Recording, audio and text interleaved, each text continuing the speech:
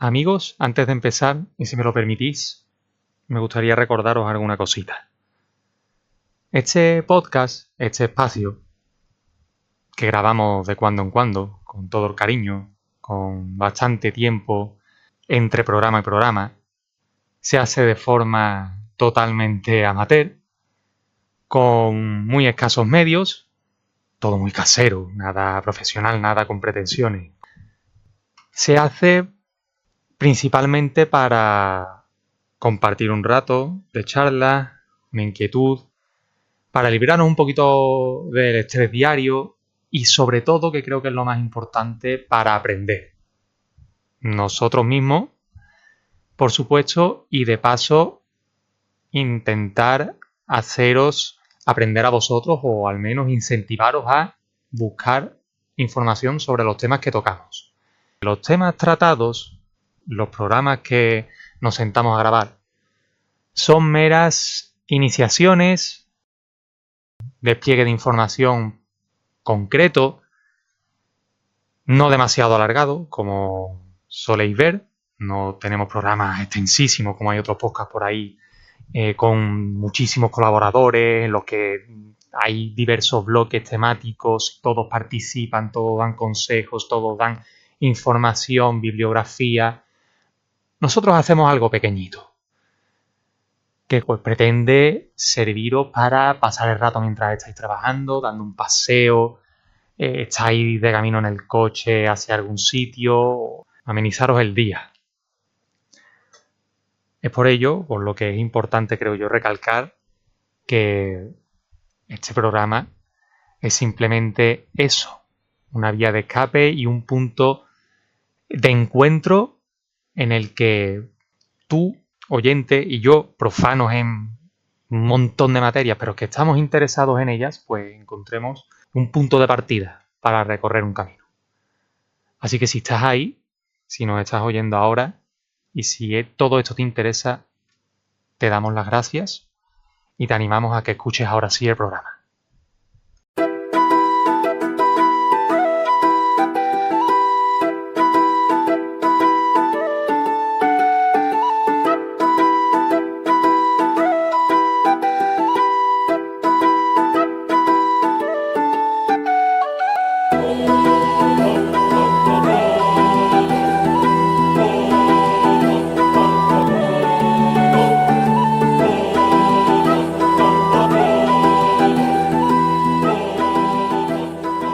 Viajeros, peregrinos, caminantes, curiosos, y por qué no, algún senderista perdido, bienvenidos a nuestro rincón particular, digital, un rincón sin espacio definido y también sin tiempo, porque esto nunca sabemos cuándo lo podréis escuchar.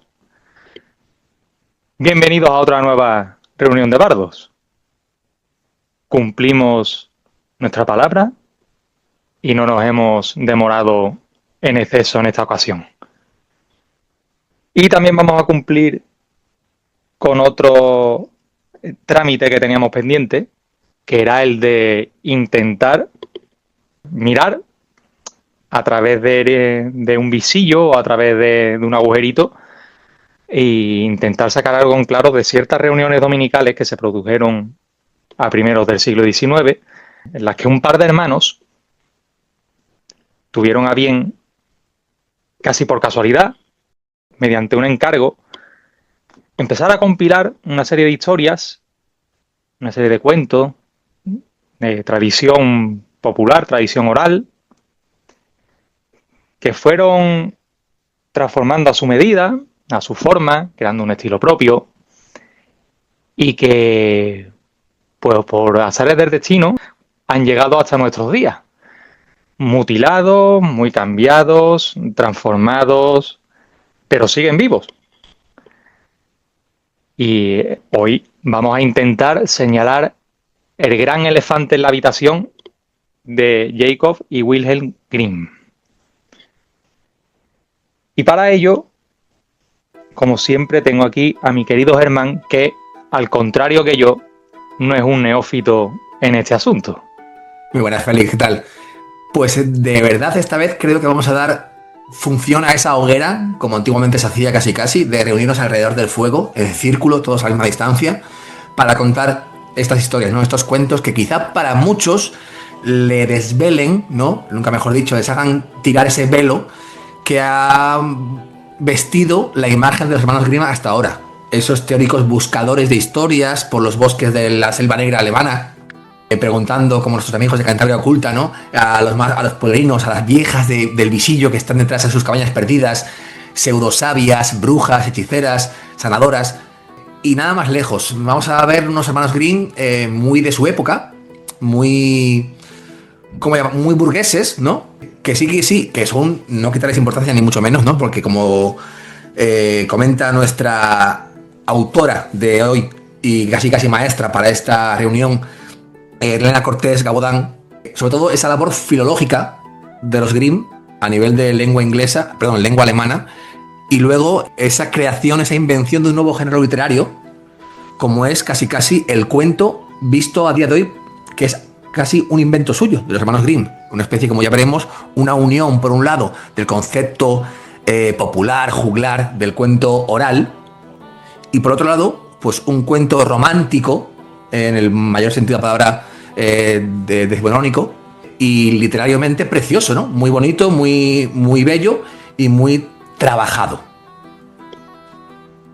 Sí, y la primera sorpresa que nos encontramos cuando empezamos a recurrir a este material, que no es otro que una traducción de la edición original de 1812 de esos cuentos de los Grimm, edición de Elena Cortés, como acabas de mencionar, es que difieren muchísimo de lo que nosotros conocimos de pequeños o de lo que los niños a día de hoy siguen leyendo, tanto por el tono como por el estilo, los temas tratados que cambian algunas veces, y ya veremos que mucha culpa de ello lo tiene esa intención posterior, no tanto en esa primera edición, de reelaborar, reescribir, ampliar argumentos, incluso intentar asimilarlo un poco más a otros autores anteriores, como por ejemplo Perrault, afrancesarlos, y también por el camino eliminar muchas. Quedaron en este primer material o incluso sin editarse. Muchos de ellos se quedaron también fuera. Vamos a ir avanzando poco a poco, si te parece, y vamos a, en primer lugar, aunque bueno, a todos nos suenan, todos hemos oído hablar de los Grimm de una forma u otra, todos conocemos algunas de sus historias, aunque no sean originales, adelantamos. Todos hemos leído alguna vez o hemos escuchado El gato con botas, Blancanieves, La bella durmiente, Caperucita Roja y muchísimos más. Pero vamos a presentar a estos hermanos como merecen, aunque sea de forma breve. Pues sí, nos ponemos en situación, estamos finales del siglo XVIII, Alemania, y nacen esta familia de estos hermanos Grimm exactamente en Hanau, un pueblito cerca de Hesse, pero vivirán en Steinau an der Straße los primeros años de su vida, hasta que ya sean adultos. Un padre funcionario, un abuelo párroco, madre hija de un consejero de la corte. La típica familia, pues, de la pequeña burguesía alemana, ilustrada. Hay que decir, claro, que tuvieron una infancia feliz, ¿no? No eran pobres, pues vivían con lo que tenían y iban bien. Eran 9 hermanos inicialmente, pero a lo largo de su vida llegan adultos 6 de ellos. El más famoso, más allá de nuestros hermanos Grimm, fue Ludwig Emil Grimm, que fue pintor de la época y bastante reconocido, la verdad. Nuestros hermanos Grimm, Jacob y Wilhelm, son los 2 mayores, ¿no? Jacob es el mayor, nace en el 85 del siglo XVIII, y Wilhelm es el segundo, nace un añito más tarde. Wilhelm y Jacob y Wilhelm, llevan vidas siempre paralelas. Jacob será siempre el soltero, que vivirá siempre en la casa de su hermano Wilhelm cuando éste se case, en el año 1825, que se casará, por cierto, con alguno de esas informantes de cuentos que veremos posteriormente.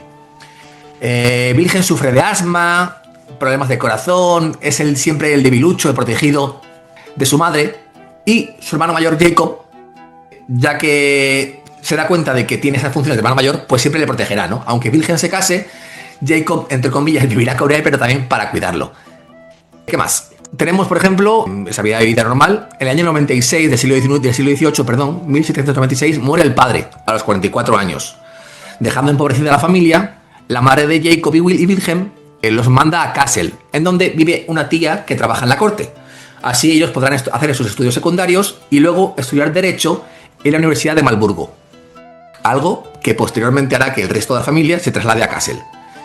En la universidad, tema importante, conocen al profesor Friedrich Karl von Savigny, historiador del círculo romántico, que los inicia en la recogida del folclore y la literatura, sobre todo Herder, recogiendo así pues cuentos, ¿no? Ya empieza ya a cojear y a ver esa intencionalidad por parte de los hermanos. En 1308, la madre muere y Jacob se convierte en el cabeza de familia. Él y Wilhelm trabajan como bibliotecarios y profesores en Kassel. Jacob también es bibliotecario en la corte de Jérôme Bonaparte, rey de Westfalia, y en Kassel también. A partir de 1814 viven los dos juntos en Kassel junto con su hermana Lot, que será la ama de casa. Los hermanos de esta manera pues prometen siempre que estarán juntos porque viven de manera plácida y feliz. Hasta que en 1837 los expulsan junto con otros profesores de la Universidad de Gotinga. Es una historia famosa, si queréis saber más, se les denominaron los 7 de Gotinga y se les echa por un escrito contra el rey de Hannover que quiere abolir la Constitución liberal. El rey de Prusia, Federico Guillermo IV, pues los llama a Berlín, en donde los acoge y dedicarán el resto de su vida en calidad de profesores en la Universidad de Humboldt, antes la Universidad Friedrich Wilhelm Universität. Tras la Revolución del 48, Jacob es nombrado miembro del Parlamento de Frankfurt y los dos hermanos, pues hasta el final de sus vidas, incluso después, estarían juntos. En este caso están en el cementerio de una iglesia en Berlín, que pues las dos tumbas están juntitas de Wilhelm y de Jacob. Esa es la parte, por decirlo así, bibliográfica, Félix, poquito fuera de lo que es el mundo academicista o el mundo más filológico. Sí, estamos hablando, como has comentado, de un origen burgués, una familia de varios hermanos que, bueno, en un principio no tenían que tener demasiadas dificultades, que, bueno, se encontraron con la muerte prematura del padre y las dificultades consiguientes desde el punto de vista económico. A partir de ahí, pues, también tuvieron la suerte de que, y también su faceta como trabajadores, estudiantes de folclore, luego profesores, bibliotecarios, de tener siempre acceso cercano y fácil a fuentes documentales, a toda la literatura de la época, con lo cual desde muy jovencitos pues cuando empezaron esta labor en la que ahora nos vamos a adentrar, lo tuvieron más o menos fácil. Si te apetece, Félix, hacemos un marco de este mundo academicista, de este mundo universitario, cómo los hermanos Grimm llegaron a traer casi un género llamado género Grimm, ¿no? Una especie como de forma de trabajar puramente de ellos. Nos situamos ellos con 30 añitos, casi 30, 20 y tantos, ya trabajando para la universidad, y encontramos dos figuras muy importantes en la literatura, más que nada en el estudio literario alemán, que son Clemens Brentano y Achim Borarmen, quienes recopilan cuentos tradicionales para la colección del folclore alemán y empiezan ya a publicarlos. El cuñado de Brentano, ese profesor Savigny que hemos mencionado antes, recomienda como becarios casi a sus dos estudiantes de Derecho, los hermanos Grimm, para esa labor, para recopilar información. Casi como dos becarios, como fue después, me acabo de recordar, Félix, a Einstein, ¿no? Que también estuvo metido ahí dentro con el tema este. Pasan 5 años y los hermanos Grimm siguen recopilando, ¿no? Y envían a Brentano una primera tanda de relatos. Brentano guarda esos envíos, de los que se han encontrado 46 registros, y estos 46 son la base textual más fiel al original oral que tenemos. Ya iremos viendo esa diferencia. Es lo que se llama, voy a pronunciar horrorosamente mal, Urfassung, que es una especie de resumen escrito de cada cuento, sin ningún tipo de contenido literario bello ni trabajado. No se conservan anotaciones o transcripciones tomadas por los Grimm durante la recogida de los cuentos. Es casi como si tú me dictas, tú como cuentacuentos, y yo voy registrando automáticamente esa información. Pasan 2 años, 1812. Los Grimm obtienen permiso de Arning para publicar por su cuenta el primer volumen de cuentos. Importante fecha, chicos, 1812.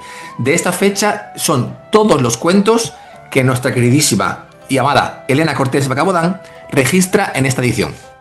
Y será importante decirlo, ¿por qué? Porque hasta la fecha, hasta hace 3 años, si no me equivoco, que salió este libro, o 4, no se habían publicado en el español, y ni en inglés incluso, los relatos originales de 1812.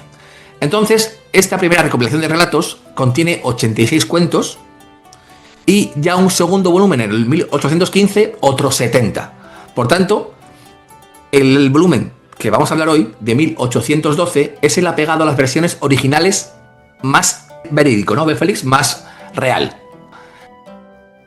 Que ya contiene la mayoría de cuentos famosos, por cierto. Sí, esta primera edición ya contiene las bases, porque al final, luego, como decimos, sufrieron muchas transformaciones, muchas reescrituras, muchas ampliaciones, pero el material bruto original, lo más apegado a esas transcripciones y a eso que fueron recopilando durante años, está en esa edición. Brentano y Morandini estaban trabajando, cuando conocieron a los Grimm, cuando les fueron derivados, en una serie de volúmenes dedicados a recopilar canciones populares. Al final que cuenta, lo dice mucho nuestro amigo Baby, ¿no? Alberto Beivide, cómo a través de las canciones orales, que es una forma muy fácil de recordar un contenido, se mantienen en el tiempo esos relatos, esas historias, ¿no? A través de las canciones, de la misma música. Que por cierto, un saludo a Alberto, que fue el que me chivó que estaba disponible el libro porque estaba súper descatalogado. Nada, creo que hoy, después de Elena Cortés Gabodán, será la persona más nombrada, seguro. Y bueno, como decimos, en esta recopilación de canciones populares, tras un primer volumen, Brentano pensó en introducir estos cuentos populares que fueron los que los Grimm se encargaron de compilar. Tras varios años, y como tú dices, un primer envío, Brentano, por circunstancias, no lo publicó. Sin embargo, esos escritos, ese material, sí que quedó como parte de su legado, de su testamento. No están las transcripciones, no existen o no hay, podemos consultar las transcripciones de esas reuniones, pero sí este material que dices tú, que son esos resúmenes que hacía Bola Pluma de esos relatos, o las líneas maestras que iban resumiendo y esbozando antes de escribirlas. Esto se demandó a Brentano, Brentano no lo publicó.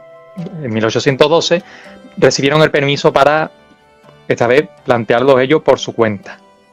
En lo que es el legado de los Grimm a posteriori, además de esta versión original que has mencionado tú, esta Urfassung.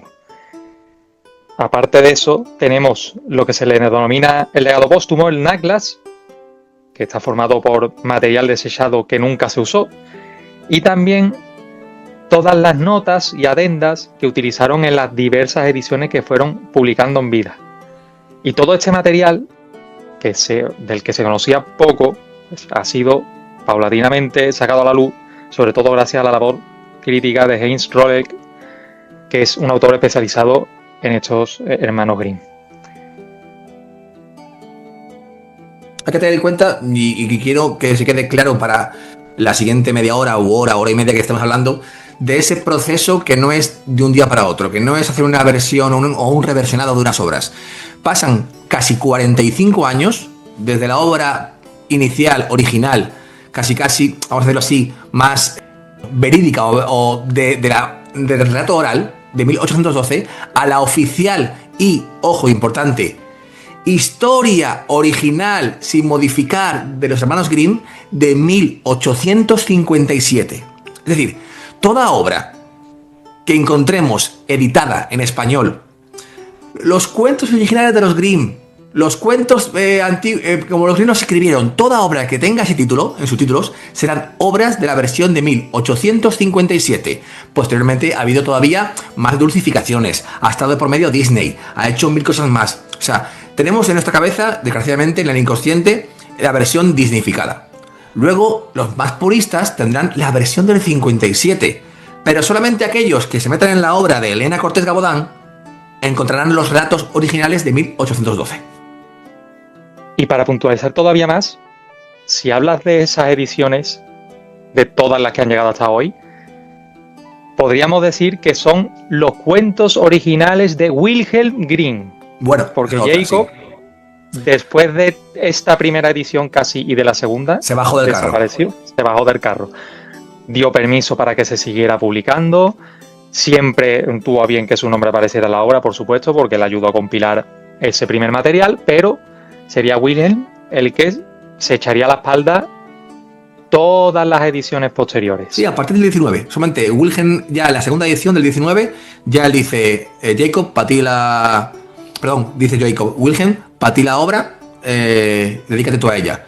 Encontramos en la tercera edición del 37, por ejemplo, cambios menores, algunos cuentos añadidos, otros se quitan, que Wilhelm ya encuentra un estilo propio, que luego veremos. En la quinta edición del 43 se introducen algunas nuevas mejoras y cambian algunos cuentos. Y en esta última de 57, que es esa última, entre comillas, que se llama edición hecha a mano, última edición a mano, es la que hoy usamos, como la original, entre comillas, la más completa. 200 cuentos, más de 10 leyendas, religiosas incluso, y por el camino pues han ido apareciendo añadidos, suprimiendo otros cuentos, y sobre todo una fuerte reelaboración.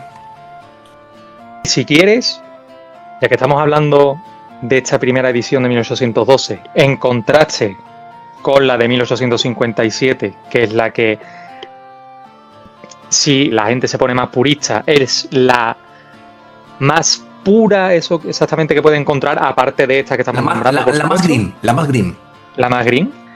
Vamos a centrarnos en esas diferencias entre esta edición que tenemos nosotros y la que es más popular y la que es más fácil encontrar por ahí. Por ejemplo, en cuanto a estilo, en cuanto a estructura, ya hemos dicho que se alargan muchas más las historias, se reelaboran. Fíjate, perdón Félix, que te interrumpa para añadir esos porqués, ¿no?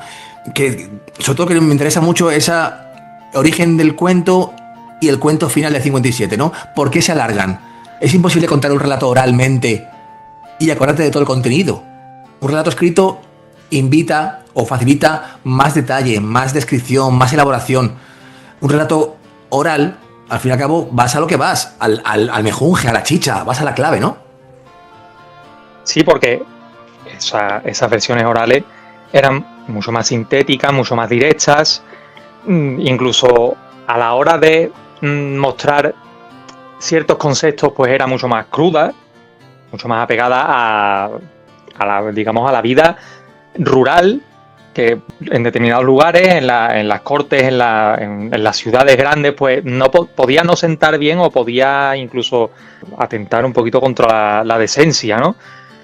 Entonces, Wilhelm Grimm va desarrollando su estilo y va haciendo esta serie de cambios para hacerlos más literarios, más fáciles de leer, más fáciles de comprender.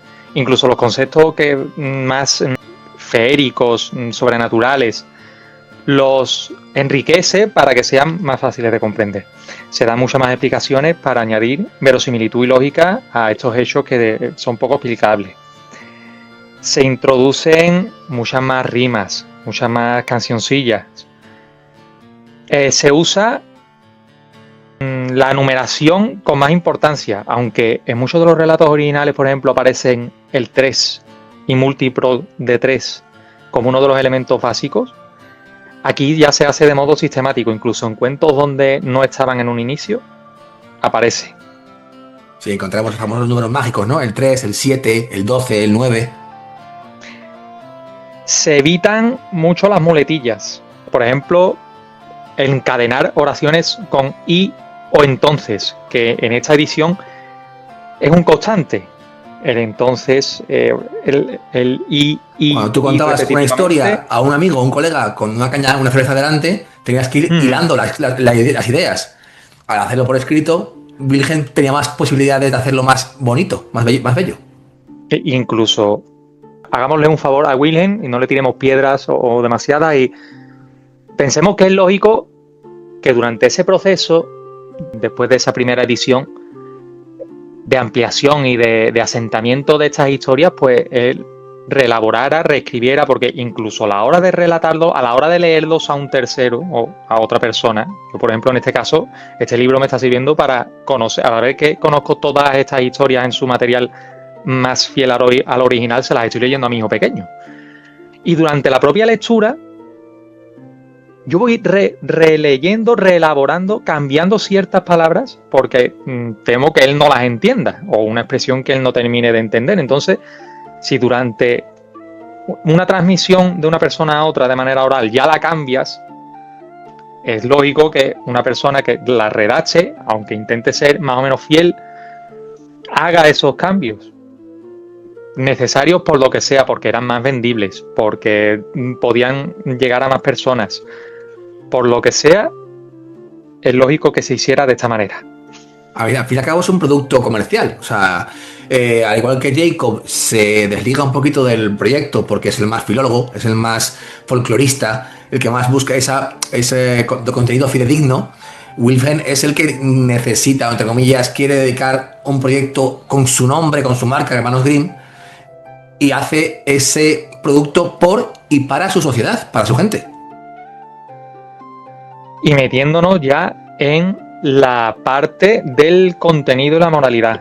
Ya en esos inicios, y para cuando llega esta edición ya más extensiva de 1857, se han eliminado o suavizado multitud de referencias sexuales porque aquí las hay a patadas.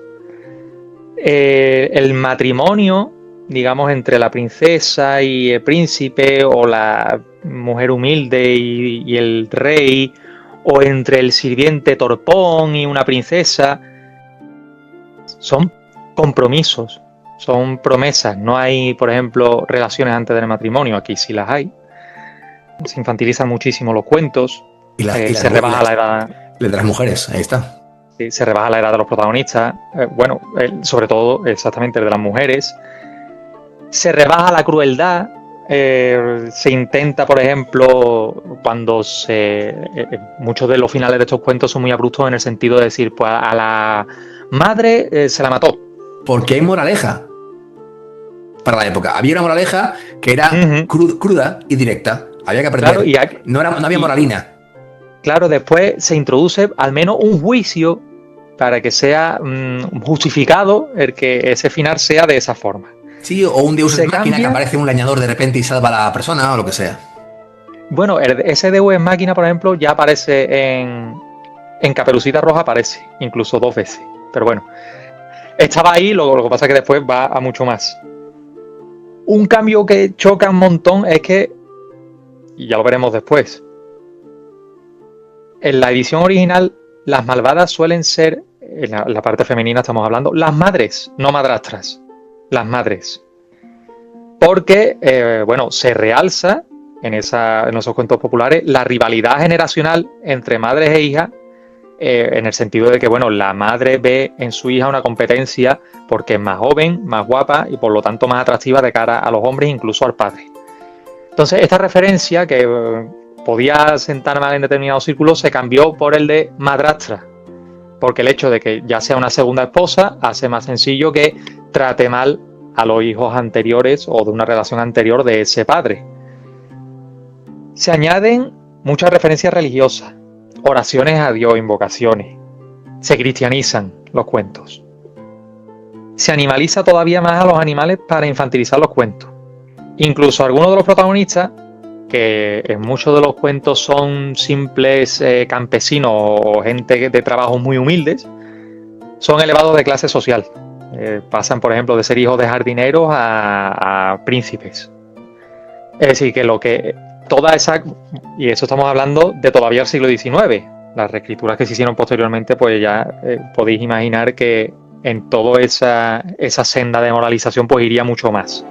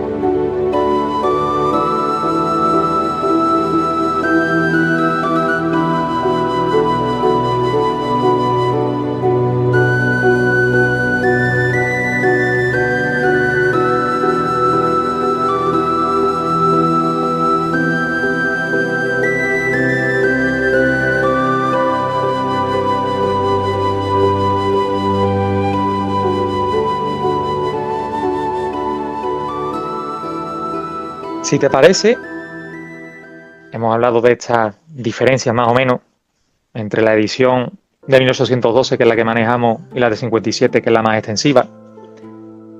Todavía existe entre los profanos, entre los que me incluyo, porque yo hasta que he leído esta obra pues no tenía ni idea de dónde salieron realmente estas historias, pues se pensaba que los Grimm, todavía en esa época estudiantes y demás, pues acudían a lugares como tabernas, a trabajadores del campo, a gente de nivel cultural medio-bajo, humilde, para compilar estas historias.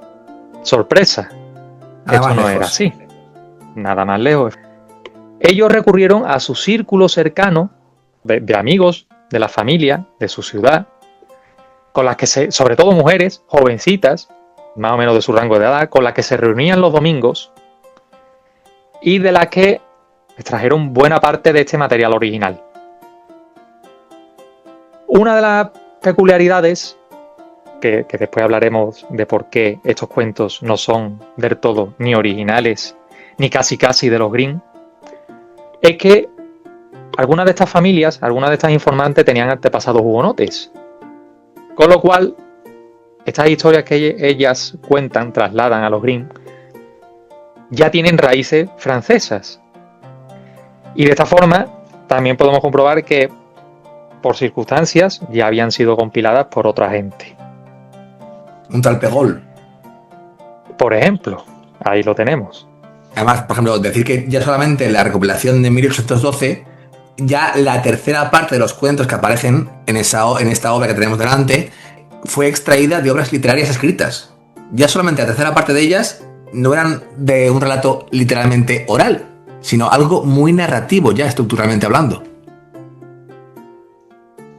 Sí, de hecho, de esa parte del material que se le manda a Brentano, algunas de esas historias están efectivamente escritas por Jacob, otras cuantas son de Wilhelm, escritas por su puño y letra. Pero 7 de ellas son de otros informantes. No se nos dice de quiénes, pero están entre este grupo de informantes cercanos que ellos tienen. Claro, esos informantes, al fin y al cabo, filtran ya de antemano lo que cuentan. Recordemos que no están en una tasca, en una aldea perdida de un bosque oscuro. Están rodeados, tomándose un té en medio de su casa, ¿no? Entonces cuidan el lenguaje. El lenguaje que encontramos en 1812, que ya de por sí es, entre comillas, más burdo que el que imaginamos o vemos en el de 57, es un lenguaje cuidado. Son cuentos de buen gusto, de mucha fantasía, no hay grosería, no hay obscenidad. La selección, pues, es muy sesgada y delicada ya de partida, ¿no? O sea, aunque estamos hablando de un contenido casi soltado sin miramientos, ya de por sí estaba bastante matizado. El resultado, pues, un idealizado mundo rural lleno de fantasía y buen gusto, el cual nunca existió, pero que, oh sorpresa, cosecha mucho éxito, y las copias que hizo nuestro querido Wilhelm Grimm pues triunfan mucho más que el original, ¿no? Ese famoso título de cuentos populares alemanes de los hermanos Grimm. Y como decimos, Kassel es el foco principal de donde salen todas estas historias. En esa ciudad, en su casa, en la casa de los alrededores, a través de una buena amiga de ellos, la escritora Philippine Egerhard, los Grimm conocen en primer lugar a la familia Hasselpflaff, que serían los más importantes en cuanto a la recopilación de cuentos en la primera época. A su vez, esta familia, esas madres e hijas, les dan a conocer a las hermanas Julia y Charlotte Ramus, que aportan sus propios cuentos, pero sobre todo les presentan a una informante muy importante, en ediciones posteriores sobre todo, que sería Dorothea Wiman, que será a la postre la segunda gran informante de muchos de los cuentos de los Grimm, pero no en este volumen, sería a futuro, en siguientes ediciones. Claro, por ejemplo, has dicho dos nombres o dos apellidos en este caso muy relevantes en la historia de los Grimm. Esa familia Hasselpflaff o Hassenpflug, como se pronuncia alemán, no lo manejo. Una de sus informantes era una chica que era Marie, que decían de ella que tenía una memoria prodigiosa, ¿no? Y que muchísimas de las historias salían de su boca contadas. Era una chica muy enfermiza, muy paliducha, débil, siempre al cobijo de su madre.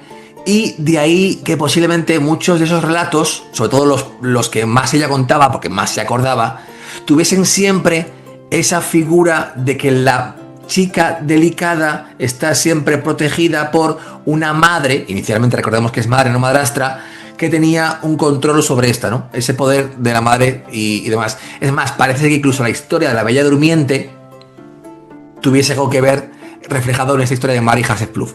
Y ese otro nombre que has comentado, Félix, de Dorothea Biemann, es por culpa de ella, o gracias a ella, la famosa imagen vendida por los hermanos Grimm de la señora alemana con el típico atuendo de pueblo, medio bruja, medio viejecita, que contaba historias. Nada más lejos de la realidad. Dorothea Biemann era una señora burguesa, viuda, de familia acomodada, pero ¿qué hacían los Grimm para conseguir esa información? Parece ser que cuando Dorothea Biemann perdió a su marido, se encontró con muchas deudas. Y lo que hacía era vender las ropas de su marido, los atuendos y las demás necesidades de su marido en el mercadillo. Los hermanos Grimm le pagaban con ropa para poder recibir esa información y la iban, entre comillas, vistiendo, ¿no? y la mantenían. Y esa ropa que encontramos en retratos de Dorothea Biemann es esa ropa entregada por los Grimm para, entre comillas, pasar por el atuendo estereotipado de contadora de cuentos tradicional. Sí, pagar por los servicios, bueno, de una forma humilde, pero suficiente para conseguir lo que querían. Pero que eso me refiero, que la señora era humilde por desgracias de la vida, no porque fuera de la vida rural. No porque no era como querían vender ellos una persona, en fin, humilde, que vivía en medio del campo, sola, en el medio bruja, no, para nada. Más contactos importantes.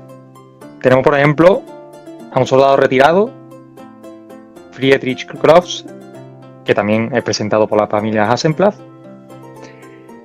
También el propio Clemens Brentano les proporciona a los Grimm como informante a su propia hermana Ludovica. Y a través de otra familia, de los Mannel en este caso, conocen a Ferdinand Sieber, párroco y escritor. En cuanto a la otra gran familia informante de esta primera etapa, que son los Weil, tampoco era una familia de origen precisamente humilde, tenían una farmacia justo enfrente de casa de los Grimm, por lo que los miembros de ambas familias se conocían y se veían prácticamente a diario. Así que, como decimos, era una red de conocidos de una clase social parecida, y que estos mismos conocidos eran los que iban derivando a otros conocidos. Era una red muy pequeñita, interconectada, que fue creciendo poquito a poco con los años, pero que siempre a mano para que los Grimm puedan conocer estas historias, transcribirlas y bueno, reunirse a diario. Fijaos que red tan pequeña y tan poco separada de su realidad era, que esa familia Bill, de ahí proviene la futura mujer de Wilhelm Grimm, Dorothea Bill, una de las informantes y cuentacuentos de la información de los Grimm, se convertiría posteriormente en la mujer y señora de Wilhelm Grimm. Entonces, Félix, nuestra queridísima Elena Cortés Gabodán nos desmiente, nos desvela tres grandes mentiras, ¿no? Igual que Santillana del Mar ni es santa, ni es llana, ni tiene mar. Ese famoso recopilación de cuentos populares alemanes de los hermanos Grimm, pues quizá no son ni tan populares, ni tan alemanes, ni de los hermanos Grimm. Después de este bombazo, os dejamos con un buen musiquita cuentacuentos y continuamos.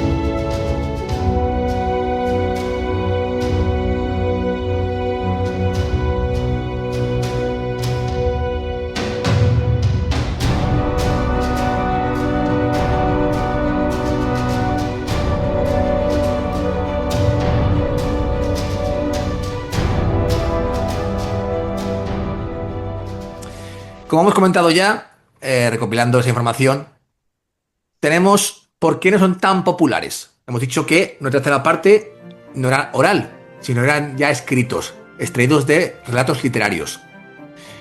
Nunca fueron campesinos los que los relataron, sino gente aburguesada de su entorno más cercano. Sabemos que ese lenguaje fue cuidado de antemano, no fue algo soltado de golpe y abrupto, ¿no?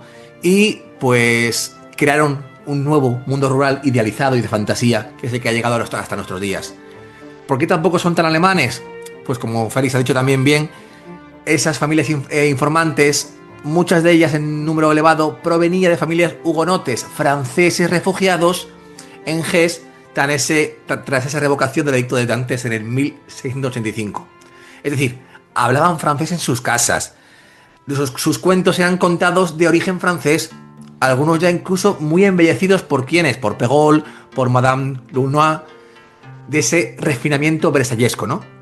Los hermanos Grimm suprimen también algunos de los cuentos recopilados a partir de esa segunda edición, como son El gato con botas, Barba azul, porque los ven, oh sorpresa, idénticos a los de Pegol. Y en la época romántica del Renacimiento, el nacionalismo alemán, ya que debido a la invasión napoleónica, los alemanes trataban de diferenciarse lo máximo posible de ese francés, ¿no? Y los Grimm, germanizan adrede los cuentos. Félix comentó también algún detalle antes, ¿no? No hablan literalmente de príncipes y princesas, aunque luego al español ha llegado así, ¿no? Sino porque los mencionaba como hijos e hijas de reyes. No hablan de hadas tampoco, sino de sabias mujeres, etc. Es un germanismo en cuanto al lenguaje completamente alemán. Y la tercera gran mentira, ¿por qué no son tan de los hermanos Grimm? Como hemos comentado antes, ya desde 1815 Jacob se desentiende y es solo Wilhelm el que toma las decisiones. Jacob, recordemos que es el filólogo y no estaba de acuerdo en hacer tantas modificaciones.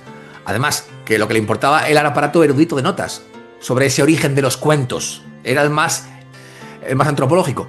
Y aunque siempre sigue figurando el nombre de los dos, ya que Jacob pues, se siente responsable de su hermano y por tanto de su obra, es solo Wilhelm quien sigue embarcando sucesivas ediciones y va ajustando ese tono de los cuentos al gusto del público lector. Por tanto, el creador del género Grimm fue, queridos bardos, Wilhelm Grimm. Fíjate, hablando por ejemplo de que no son del todo alemanes los cuentos. Y teniendo claro que, como acabas de decir, y ya hemos dicho también antes, las raíces de muchos de estos cuentos pueden provenir de territorios más al oeste, sobre todo de Francia. Eso no quiere decir que ninguno de los cuentos de los Grimm tenga raíz alemana, porque es que esa colección de cuentos que después ya sale más o menos de forma completa está formado por más de 200. Por ejemplo, si nos vamos a Pegol, los más famosos son 10, creo, una decena, de ahí no se mueven. Entonces, seguramente parte del material, al menos de los Grimm, pues alguna raíz alemana probablemente tuviera. En cuanto a el por qué no son populares per se, vamos a tirar un poquito de esta noción de la raíz de cuento de hadas. Ten cuidado, Félix, perdón. Ojo al término cuento de hadas. O también otro palo para los Grimm. Cuento de hadas no es de los Grimm. Eso, es que hablamos de cuento de hadas muchas veces sin tener noción exactamente, en fin, de qué es lo que significa per se, ¿no? Es que en estos cuentos, por lo menos en esta materia original, hadas, lo que es hadas, pocas. No hay.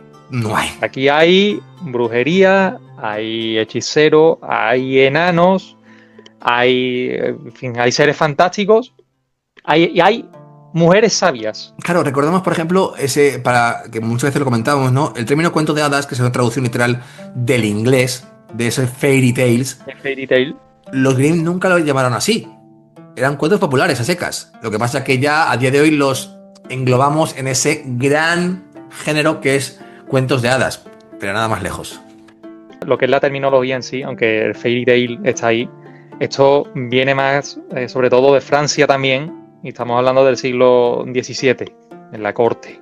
Esto se exportaría a Reino Unido, ya aparece el Fairy Tail como tal, más o menos como lo conocemos hoy, pero esto que hicieron los Grimm no se ajustaba a esa terminología para nada. Fíjate, datos.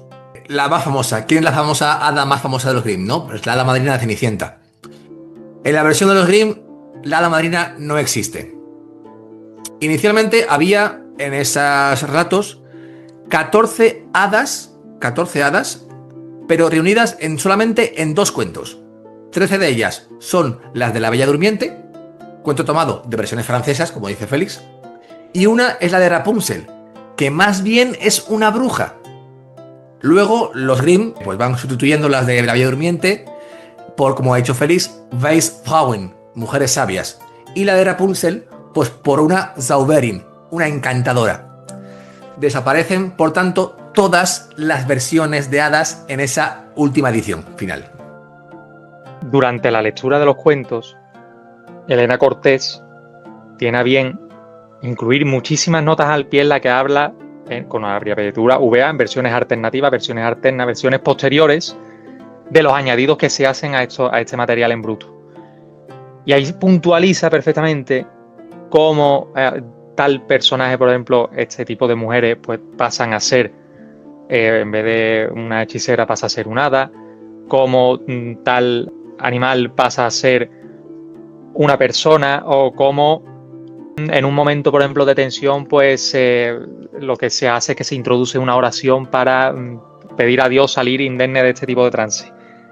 Algo más que señala que estos cuentos no son precisamente cuentos de hadas. Si hay algo que es propio de este universo Grimm, por lo menos al principio, es que los cuentos son oscuros en cuanto a tono, en cuanto al desarrollo y también, por supuesto, en cuanto a sus desenlaces. Y esto, perdonadme mi alemán, por favor, se transmite mediante el concepto de Dunch und Schleichkid, en inglés, que es inquietante, ¿vale? Algo inquietante, algo misterioso. Muchos de estos personajes, quizá no los protagonistas, pero sí, por ejemplo, hay muchos cuentos en los que una serie de hermanos, o muchos de ellos, son transformados en animales, todo menos uno. Este último hermano pues los tiene que salvar. Bueno, hay mucho encantamiento, mucho hechizo. Estos personajes se ven confrontados a ogros, a enanos, a otros monstruos, a brujas. Se tienen que resguardar en lugares como bosques espesos, en montañas, en castillos prodigiosos.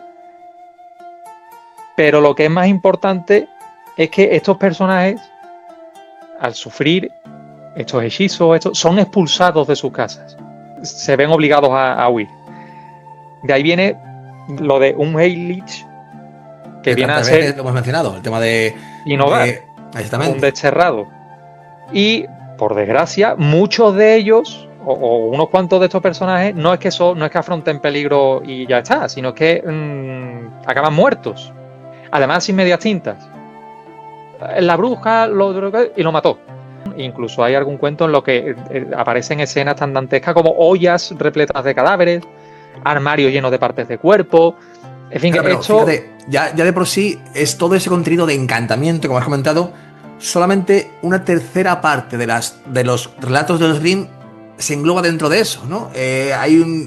Nuestra queridísima Elena Cortés comenta que en esos cuentos tradicionales de temática se divide en 4 tipos, ¿no? Está de magia e encantamiento, cuentos de animales, que son los más antiguos, cuentos religiosos y cuentos de logro estúpido, cuentos de burla y chascarrillos. Y solamente una tercera parte de ellos, de esta recopilación de los Grimm, son de encantamiento. Pero justamente son, como tú dices, Félix, aquellos que recordamos. Son los que más, a día de hoy, son los más populares. Ahí tenemos La Bella Durmiente, ahí tenemos Blancanieves, que por ejemplo son dentro de los que hay, porque bueno, está por ahí Hansel y Gretel, pero yo creo que a nivel popular, generación desde nosotros hacia adelante, o incluso un poquito hacia atrás, yo creo que son los 2 más famosos y están dentro de este tipo. Como decimos, intentar asimilar los cuentos de los Grimm a esa terminología de cuento de hadas es algo que Willem intentaría después, pero que en unos inicios no hay por dónde cogerlo. Y ahora, si quieres, me voy a meter, con tu permiso, en otro asunto espinoso, porque ya que hemos hablado de la Blancanieves y Bella Durmiente y esta moda que tenemos hoy de transformar otra vez más todos los cuentos y de formarlos todavía más, ya digo que sin querer jugar si es mejor o peor. Elena Cortés también se mete en el berenjenal de decir o de intentar aclarar un poquito la polémica de si estos cuentos pueden ser considerados machistas y por tanto atacados por en fin, toda esta corriente de pensamiento. Sobre esto, es curioso que la propia lectura de los cuentos refuta esa posibilidad. ¿Por qué? Porque muchos de los personajes que aparecen en estos cuentos, sobre todo en papeles protagonistas o en papeles muy importantes, son mujeres. Mujeres que, a pesar de tener orígenes humildes, después destacan, sobreviven, van a mejor, salvan a personajes masculinos. Y sobre todo, Félix, incidir, antes de que te metas en ese berenjenal, en este jardín, incidir que nuestra queridísima Elena, como germanista y traductora, como científica que es, no opina. Lo que hace es literalmente enumerar, registrar estadísticamente esa representación que vas a comentar ahora, ¿no? De qué proporción hay hombres, mujeres, quién es protagonista, quién es malo, quién es bueno, quién es tonto, quién es listo. Y nos vamos a dar cuenta de que, oh sorpresa, pues ni son patriarcales, ni sexistas, y casi podemos decir casi todo lo contrario. Es llamativo, ya digo, en cuanto empieza un poquito la lectura, rápidamente empiezan a aparecer estas circunstancias. Hay muchísimos cuentos en los que aparecen un tema muy recurrente, que es el de la hermandad y el abandono infantil.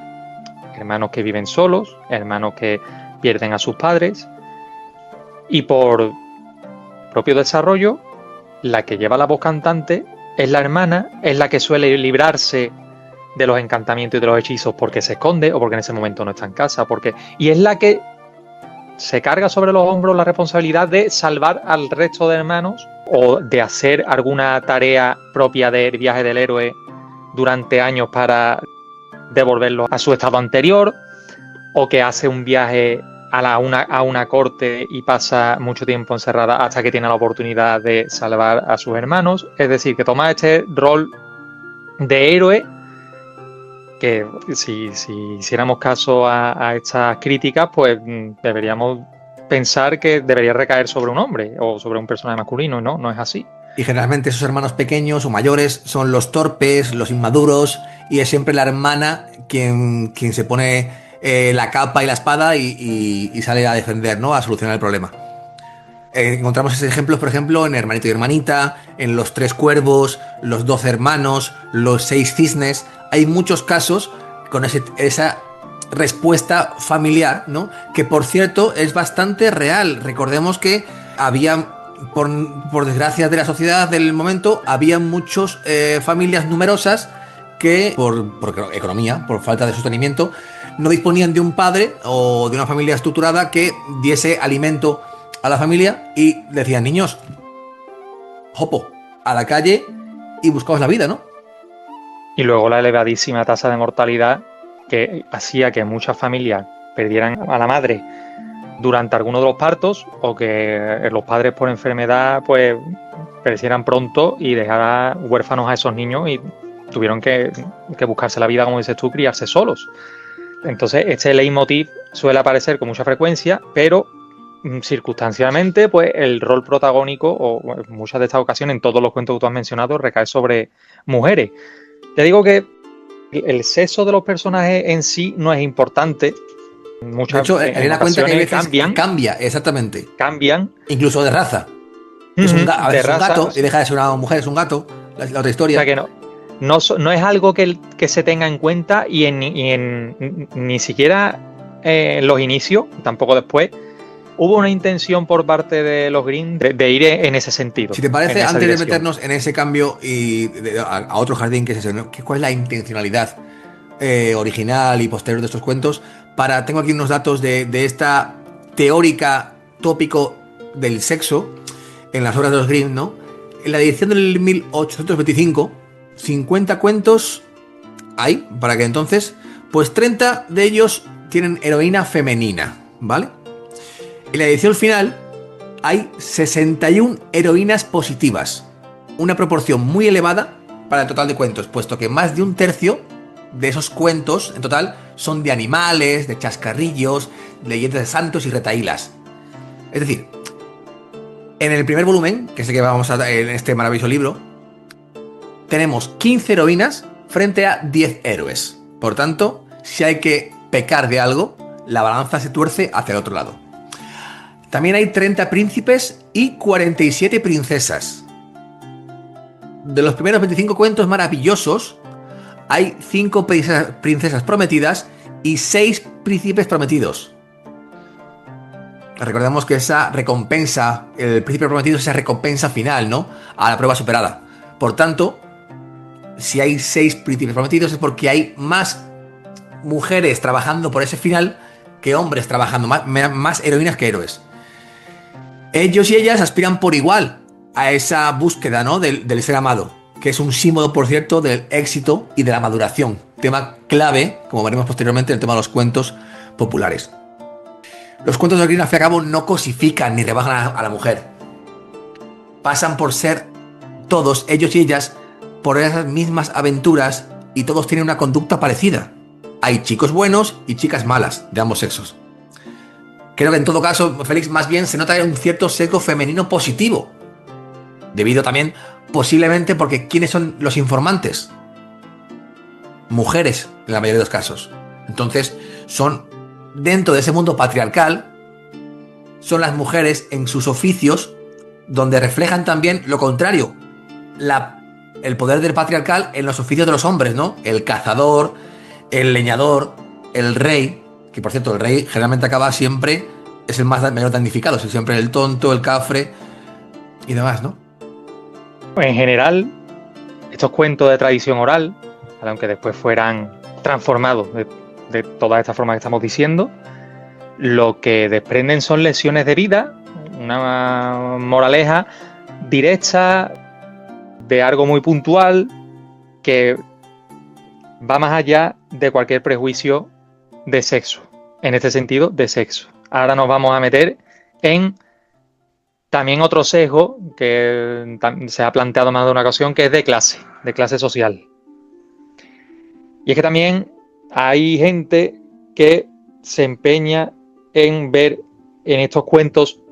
Cuando siempre hablamos de estos cuentos no nos estamos refiriendo a los que tenemos nosotros ahora mismo en la mano, sino en los que se conocen, en los que se han extendido en este siglo y medio largo.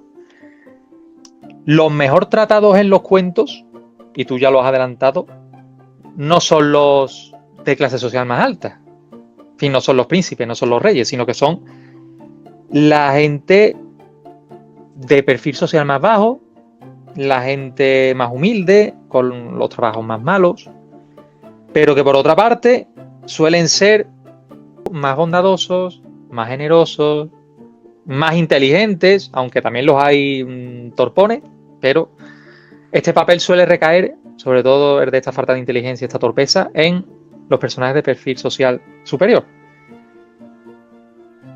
Y también hay incluso otra capa de lectura más ahí, que es que, ya para risa de rizo, estos mismos personajes, que son más buenos, que son de clase social más humilde, también son más amables con los animales, porque en estas primeras ediciones hay mucho animal fantástico, mucho animal que se comunica. Pues estos personajes son más amigos de su entorno que los de clase social más alta. Entonces, igual que hablábamos de una discriminación positiva, en contrario a lo que se pensaba en cuanto al sexo, también hay una discriminación positiva en cuanto a la clase social. Cosa que después, con las transformaciones y demás, pues por circunstancias se ha ido perdiendo, o se ha ido equilibrando, se ha ido cambiando por intereses o por otra serie de historias. Pero en ese material original es así.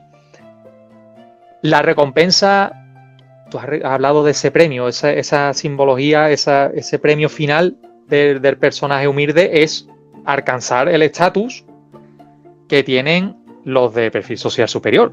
Es casarse con una princesa y llegar a ser rey, pero siempre teniendo en cuenta que cuando llegan a ese punto, a ese clímax, son mejores personas que las que le han precedido en esos cargos. No se transforman, no derivan en esa forma de ser, sino que mantienen su esencia, no cambian. Para dar un poquito, entonces, ¿qué cambios encontramos los más? ¿Qué hace que Wilhelm Grimm tenga ese éxito posterior, ¿no? Y modifique esos cuentos más inicialmente de búsqueda de aprendizaje en la infancia, de crecimiento, ¿no? ¿Qué hace que cambios en el contenido y sobre todo en esa moralidad que has comentado para que la sociedad más burguesa, más elitista, ¿no? Del momento acepte y le guste contar a esos niños, ¿no? De ahí me pasemos al cuento casi infantil, ¿no? Bajamos ya a un nivel más bajo, más laxo. ¿Qué hace, qué eliminan Wilhelm Grimm en esos cambios, ¿no? Por ejemplo, has comentado que muchos de los protagonistas, en caso femenino, dejan de ser mujeres adultas o sexualizadas por un contenido, sobre todo físico, ¿no? Que buscan quedarse embarazadas más allá de tener una pareja, ¿no? O si lo consiguen es porque se han casado antes y han compartido cama. ¿Qué encontramos en esos movimientos en las diferentes ediciones que saca Wilhelm Grimm? Dentro de esa modificación o evolución de los cuentos de los Grimm, de Wilhelm Grimm en este caso, que ya sabemos, del 1812 a 1857, ha ido un proceso de moralización de los cuentos. Se eliminan o se suavizan referencias sexuales. Rapunzel ya no queda preñada por las visitas del príncipe. Se infantilizan los cuentos y disminuye la edad de las protagonistas femeninas para rebajar esa tensión sexual. De ser adolescentes de 13-15 años, pasan a ser niñas de 7-8 años. Caso ejemplo de Caperucita, que todos sabemos perfectamente, a quien que no lo sepa, que abra los ojos, que en este relato de Caperucita es un aviso a las jóvenes de los posibles peligros que se encuentran más allá de las ciudades de conocer a un desconocido, en este caso un depredador sexual, como era el lobo. Se pasa, nos comenta Elena Cortés, del pronombre femenino sie al pronombre neutro es, lo que convierte a esos personajes en niñas. Se casa o promete matrimonio a las muchachas antes de acostarlas con sus parejas. El ejemplo del rey Sapo, ¿no? Que todos sabemos que el sapo, amigos de Salamanca, es el ejemplo de la lujuria en la juventud. Se rebaja la crueldad de los cuentos. Algunos se suprimen, como hemos comentado, Barba Azul. O se introduce una justificación moral como un juicio antes de matar a los malvados. Desaparecen también muchas madres malvadas para que sea menos chocante su crueldad y metemos el famoso perfil o rol de la madrastra. Se añaden referencias religiosas, antes por cierto inexistentes, oraciones, invocaciones, personajes como los ángeles, por ejemplo. Se animaliza todavía más a los animales. Antes eran generalmente muy personificados, como en las fábulas, ¿no? Famosas que tenemos en nuestro idioma español. Y aunque es menos frecuente, a veces se eleva de clase social a algunos personajes, como ya ha comentado Félix.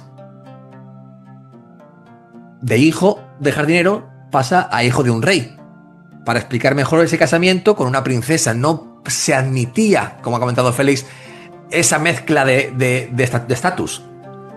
Esto pervertiría, o pervierte, mejor dicho, ese valor simbólico de esos matrimonios de los cuentos, que muchas veces va más allá, queridos amigos, de las clases sociales. Al fin y al cabo es casi una traducción alquimista, ¿no, Félix?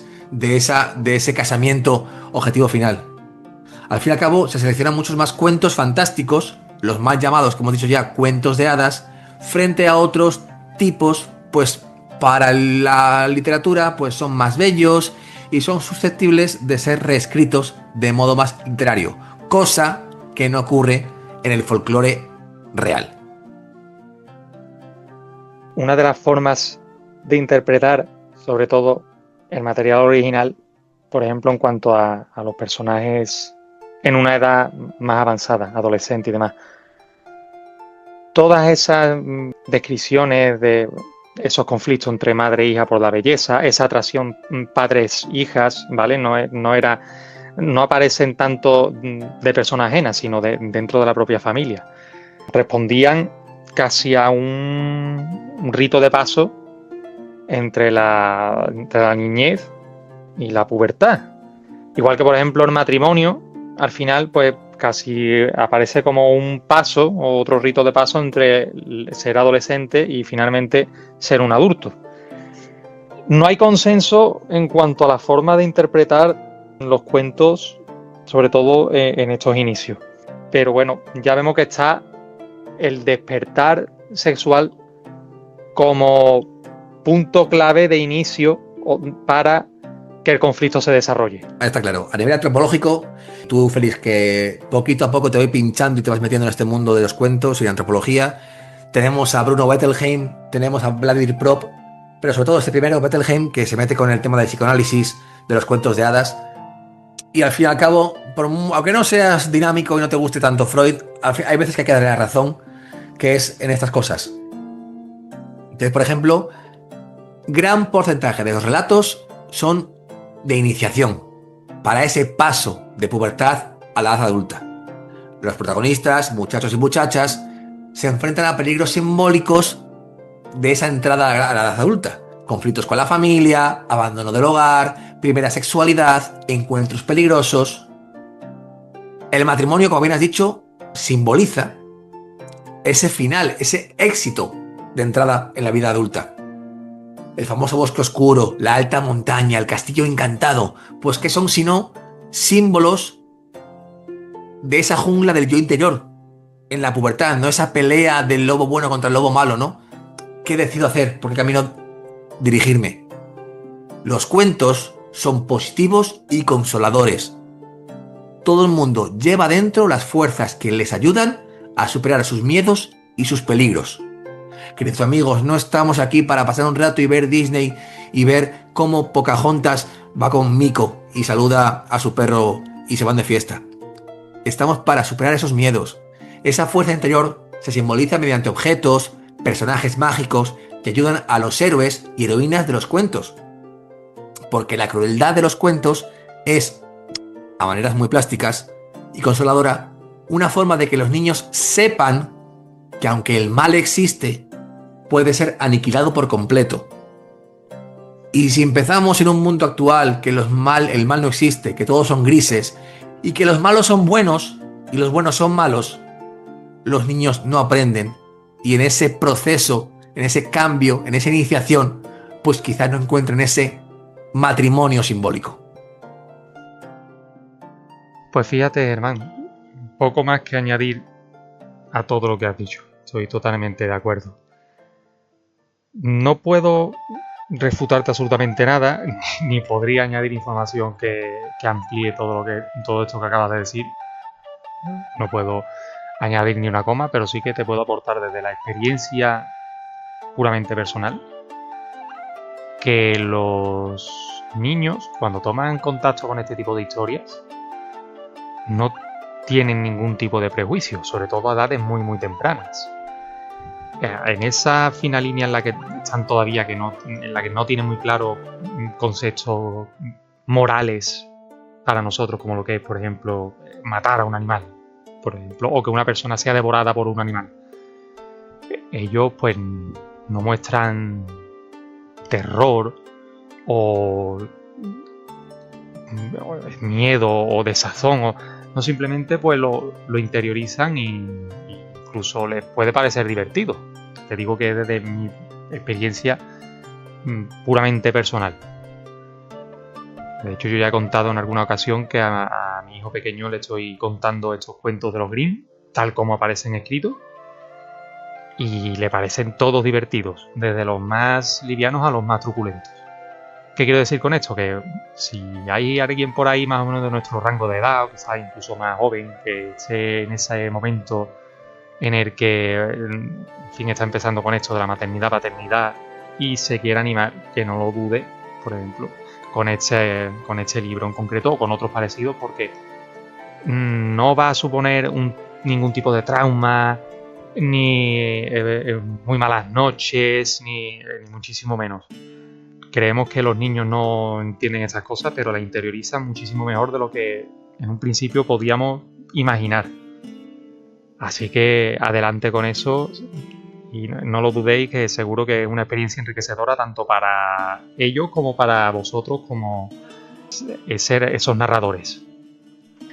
Las humanidades últimamente han perdido mucho valor con las consecuencias que ello trae, sobre todo la pérdida de pensamiento crítico, la capacidad de imaginar, la capacidad de asombrarse. Es que eso es intrínsecamente humano. Y grandísimo libro de Miguel Salas, amigos.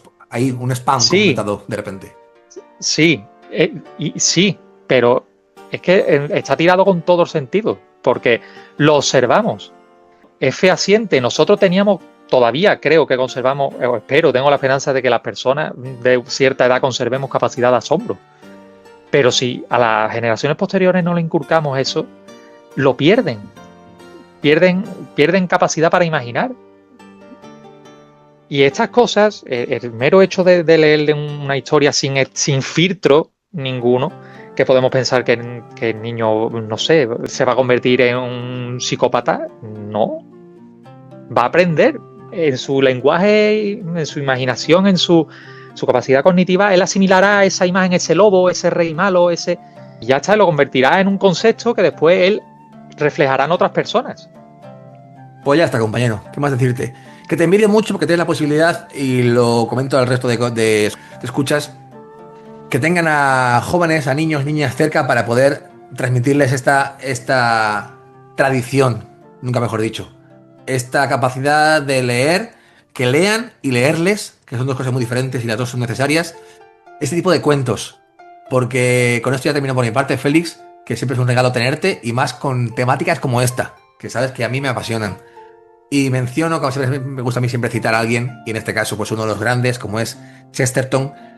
Los cuentos de hadas, fairy tales, como hemos comentado, mal dicho, son ciertos no porque nos digan que los dragones existen, sino porque nos dicen que podemos vencerlos. Y pues nada, por mi parte, como siempre, encantado de sentarme contigo, de iniciarme en algo, porque digo, en esta temática en concreto era neófito. Por supuesto, dar gracias a Elena Cortés por la labor que ha hecho, que como tú has dicho, es prácticamente única, al menos hasta donde sabemos, hasta en el momento en el que se publicó, y que si los oyentes quieren ver un contraste tremendo entre ambas versiones, que intenten hacerse con esta. Y, por ejemplo, alguna de las muchas, yo ya por recomendar, alguna que esté ilustrada, por ejemplo, por Arthur Rachman. No por nada, sino por amenizar un poquito más todavía la lectura con ilustraciones bonitas, pero que comparen las dos versiones. Y a partir de aquí, pues intentaremos, estamos a final de julio, grabar en agosto alguna cosita antes de que termine el verano, porque después tendremos un hiato de un mes, ¿vale? Nos lo vaya a conceder de descanso, con lo cual volveremos en octubre. Ojalá sea un mes. Grabar. Ahí está, exactamente. Intentaremos que sea un mes. Así que, por nuestra parte, esta introducción al mundo green se para aquí. Un saludo a todos. Que sigamos con salud, disfrutando del verano. Y hasta pronto. Sed felices y comed muchas perdices.